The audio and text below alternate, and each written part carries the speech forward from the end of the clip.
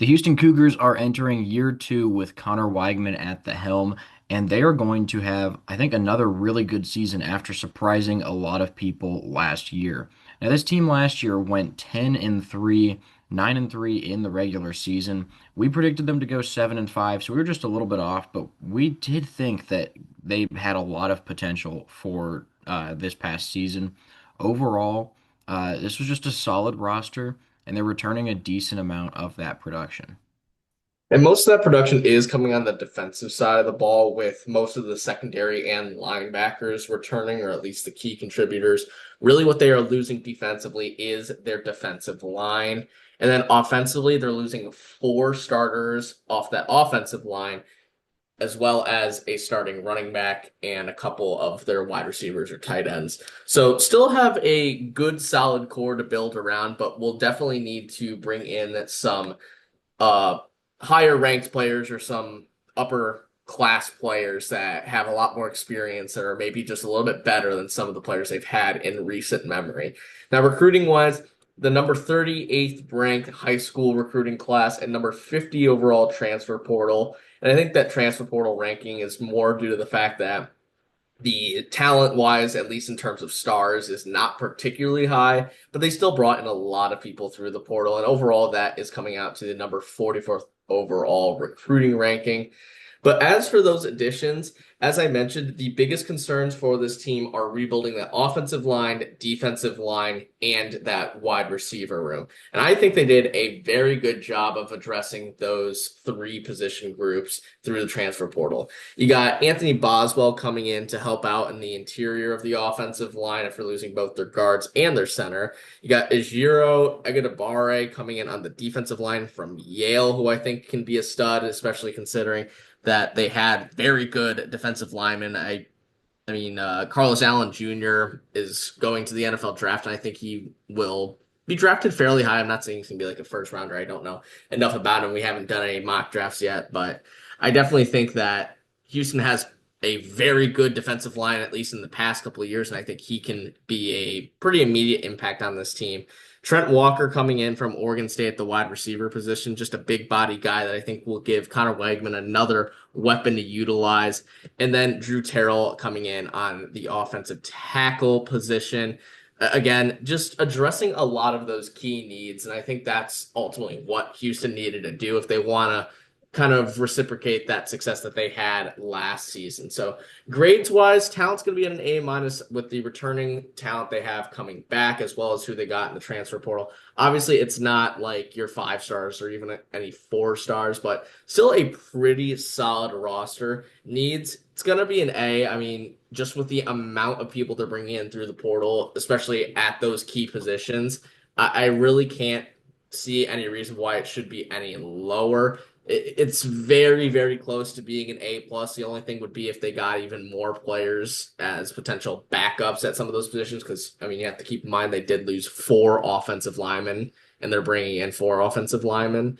But overall, it is going to be an A, and I think Houston has built this team to be just as successful as they were last year. It's just a matter of can they do it against the schedule. Yeah, and really the first two games are not going to be bad. Oregon State at home, they took care of them on the road last year. Fully expect them to do the same thing this season. And then Southern, that'll be a 100% chance to win. Now, a road trip to Texas Tech, that's a brutal start to Big 12 play. This Texas Tech team is going to be very, very good next season. We saw them make the college football playoffs with a first round bye last year, and they ended up losing to Oregon in their first game. But they made some improvements this offseason. Brendan Sorsby at quarterback, I think, is the biggest improvement. That will be an upgrade over Baron Morton. And they got him some wide receivers as well. I thought he was a good quarterback last year at Cincinnati, and now that he has receivers to throw to, this could be pretty scary. This Texas Tech offense is going to be good. Defensively, very solid as well. I think Connor Weidman's going to have some struggles in that road environment. So, really only about a 30% chance for a Houston win here. And then a really strange game after that on the road against Georgia Southern. Still going to be a 100% chance for us, but it is kind of weird that you're facing a group of five school that is not. a home game for you. But I do think that Connor Wakeman and this Cougars team is still going to be pretty good and a lot better compared to Georgia Southern. So 100% chance there. And then UCF is their first home game in conference, and UCF got Alonzo Barnett as their starting quarterback through the transfer portal, and I do think that is going to be a huge addition for this team. But the supporting cast around him, I don't think can compare to what Houston has. And UCF over the past couple of years has not been super competitive at times. So I still think at home for the Cougars, this is going to be a pretty sizable advantage for them, going at 80% here, but still a lot to be determined with UCF. Once we get later into the offseason, we might be able to figure out a little bit more about what the Golden Knights have to offer and if they can be competitive against teams like Houston.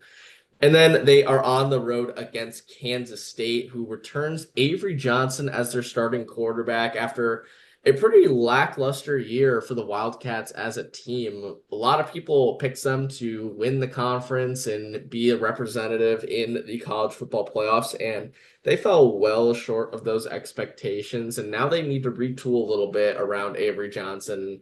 I do think they have done a pretty good job at that. I think that they will return to form and still be a pretty competitive team. I wouldn't say that they are in the front 4 or 5 teams in the Big 12 to win the conference per se, but I definitely think that they can be a very good team and a very competitive team against teams like Houston who have this newfound success, especially considering that the Cougars will have to go on the road here. It's going to be a great quarterback matchup between Wagman and Johnson, but we're just gonna have this as a coin flip for right now. Both these teams have a lot to prove, and I do think that you can lean either way with these teams. The home team that has a starting quarterback that's been at the program for a couple of years versus the road team that has actually just been better last season. So 50% for Houston to get a win on the road here.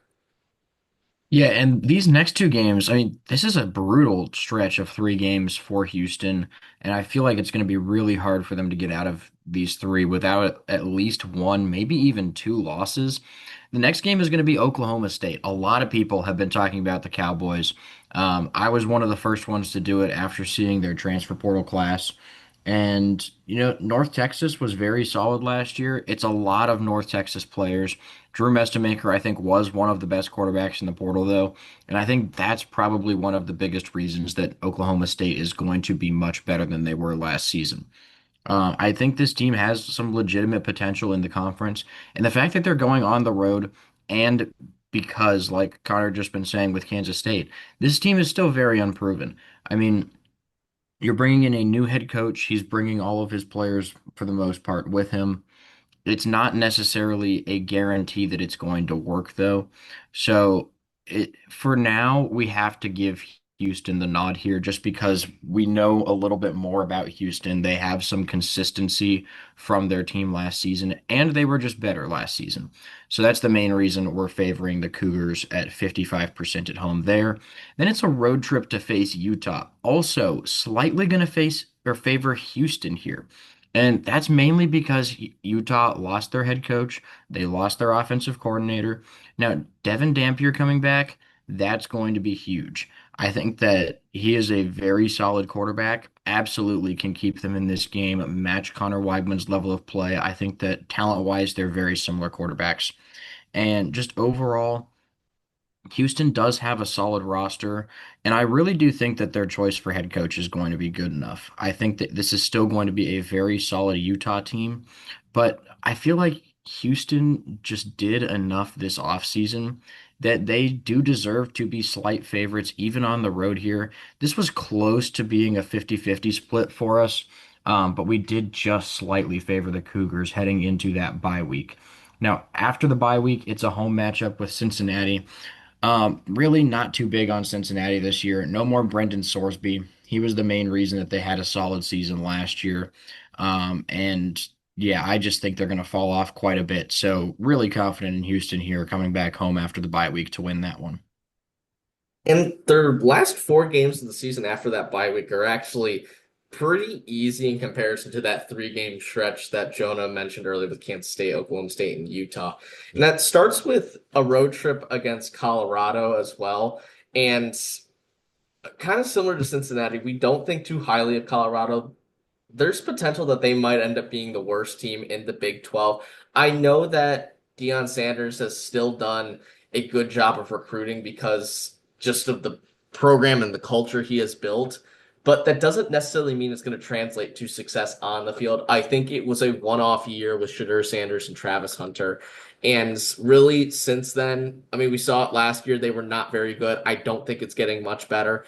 The only redeeming factor of this is that it is a road trip for Houston, and Boulder has become a pretty difficult place to play in since Prime has got there. But I still think at the end of the day, this Cougars team is just way more talented than what Colorado has to offer, and just way more experience. I think, once again, the experience of Connor Wegman is going to be the difference maker for a lot of these games, especially against some of these lower tier teams in the Big 12. And then it's back to back road trips and this time against West Virginia. And West Virginia, with year one under Rich Rodriguez for the second time, was not too good. Dealt with a couple of injuries, but did get a couple big wins here and there, including a win over Pitt in the backyard brawl early on last season. But kind of similarly, I don't think they're going to be as competitive as they have been in the past. It's kind of similar to Colorado, just the team that they have right now, I don't think compares to what Houston is bringing in. I think the success of the Cougars last season will carry over into next season. But West Virginia has shown to be a little bit more competitive at times and actually have a couple big games against some of their better opponents. So that's why it's just going to be a little bit different compared to Colorado at 75%. That's also a little bit longer of a road trip for Houston in back-to-back road trips. And then their final game of the season is that rivalry game against Baylor. Baylor needs to rebuild, retool, whatever you want to call it after last season. I thought that they were going to be pretty decent with the amount of returning production they had on offense, and that did not pan out. The defense was pretty bad. And I don't know if they made enough improvements this season to really change my mind on them still being as bad as they were last year. But it is a rivalry game, even if it is on the road for the Bears. Still, a lot of things can happen. You never really know what to expect. But at the end of the day, I trust this Houston team with who they have returning a lot more than what I trust about Baylor right now. So 70% there. And overall, it looks like another pretty solid year for the Cougars as of right now. Yeah, we think that they have a really solid chance this year of going 10-2, and their projection is going to be at 8.65 wins. And just overall, I think that they have a very solid roster coming into this year. Another year with Connor Weigman, I think he's going to show some development and be a solid quarterback. But yeah, overall, the schedule's not terrible. There's 4 games that we had, around 50%, maybe just a little bit under. And we ended up having them split those games going 2-2. So it comes out to 10-2. I think they can win everything else. National championship odds, not really even worth mentioning, down at 43 with plus 60,000 odds. So overall, probably not going to win a national championship this year for Houston. Though personally, I'd argue that maybe they should be a little bit higher. I think that plus 60,000 is a little bit egregious. I'd put Houston within the top 25 teams in the country for sure. But yeah, overall, thank you guys for watching. Please make sure to like and subscribe, and we'll see you in our next video.